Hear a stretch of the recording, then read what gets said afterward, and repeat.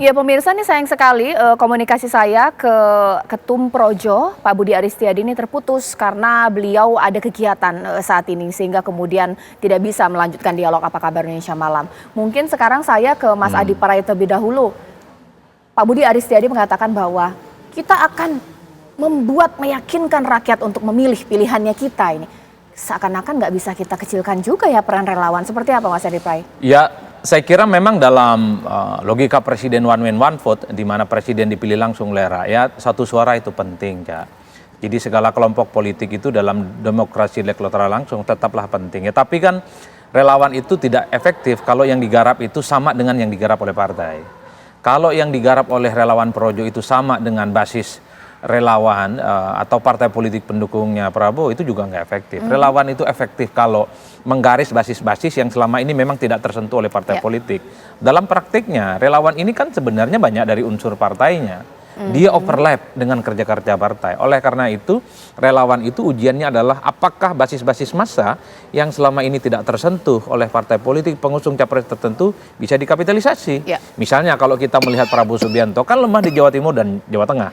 Bisa tidak relawan ini bisa meningkatkan kekuatan politik Prabowo di Jawa Timur dan Jawa Tengah? Itu kan kuncinya. Kalau itu tidak dilakukan, maka kerja-kerja politik relawan itu menjadi tidak penting. Relawan ini dualisme tidak sih dukungannya? Kata banyak Bang Ruhut di sini belum tentu mereka datang di acara tersebut nanti kemudian meyakinkan rakyat untuk memilih Pak Prabowo bisa jadi Pak Ganjar. Seperti apa? Relawan itu kan basisnya gerakan politik volunteer. Dia berbasiskan sukarela.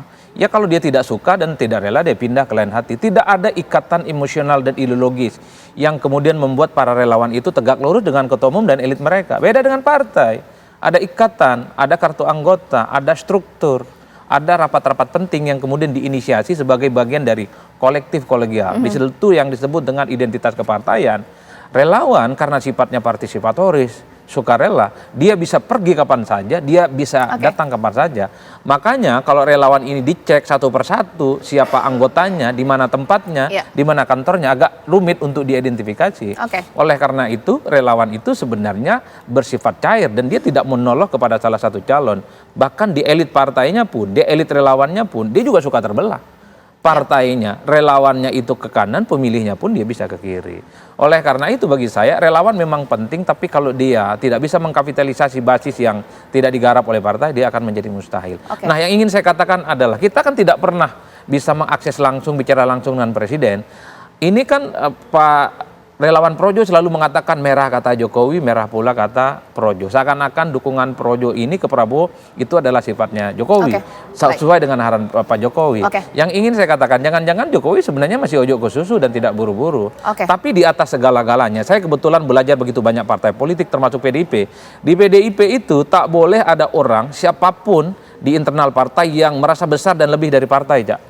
Jadi siapapun nanti kader PDIP yang kemudian orkestrasinya politiknya itu terlampau agresif, tidak patuh ke partai, tidak bisa dikontrol oleh partai, saya kira akan diberikan sanksi yang tegas. Sudah banyak di PDIP itu dia memecat kadernya yang dianggap indisipliner kalau memang tidak tegak lurus, termasuk presiden, termasuk anggota dewan, wali kota, bupati.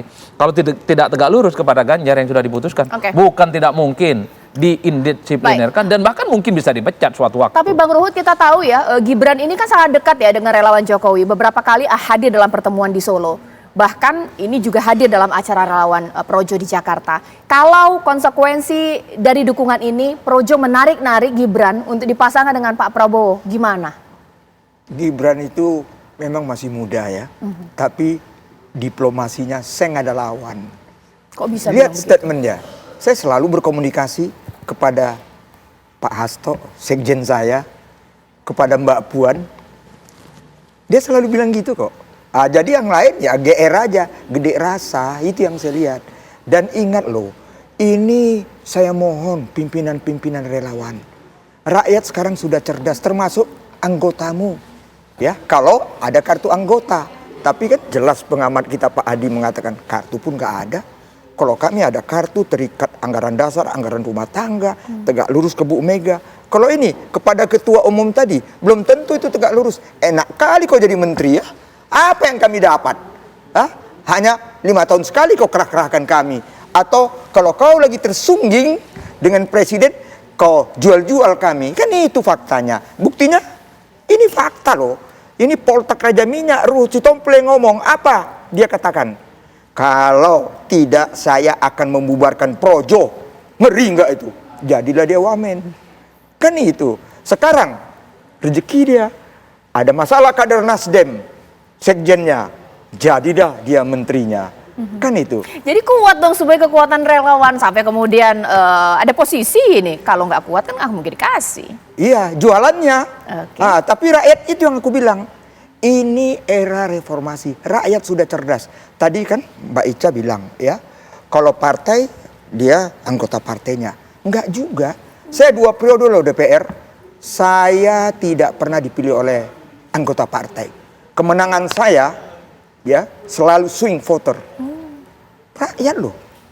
Ya, jadi waktu dapat pengarahan-pengarahan dari partai, saya swing voter. Saya nggak tahu siapa yang milih saya, tapi melihat si Poltek Raja Minyak, gitu. Yang anti korupsi, woi. Oke. 2 periode, woi, nggak pernah Baik. dijangkau KPK. Hal-hal seperti itu. Oke. Jadi kemari kita semua kader, itu yang diajari Ibu Mega. Kami harus mengaca diri, Ya. rendah hati, jangan sombong. Gitu. Baik. Mas Adi Pray, mungkin pertanyaan yang sama. Mungkin tidak sih Projo ini yang kemudian menarik-narik Gibran untuk dipasangkan dengan Pak Prabowo? Ya kan mereka sejak awal ngasih kode bahwa dalam rakernas mereka yang kesekian kalinya yang dilaksanakan hari ini katanya deklarasi calonnya itu P, kemudian wakilnya G. Tapi kan itu tidak dilakukan. Bahkan dalam banyak hal ini tidak sesuai skenario sejak awal. Misalnya ada kemungkinan deklarasi dukung Prabowo di tempat terbuka di Istora gitu, kemudian Pak Prabowo-nya datang Iya. dan Gibrannya pun juga diumumkan dan orangnya datang, tapi nyatanya nggak begitu. Acara rakernas tiba-tiba berhenti, bubar, dan kemudian mereka datang ke Kertanegara dan menyatakan dukungan politiknya ke Prabowo. Dalam banyak hal saya membaca mungkin skenarionya tidak 100% ini berjalan. Kalau kecenderungan rata-rata memang sepertinya Projo itu ingin di situ ada Prabowo dan dinyatakan sebagai jagoan mereka yang akan dalam Pilpres ya.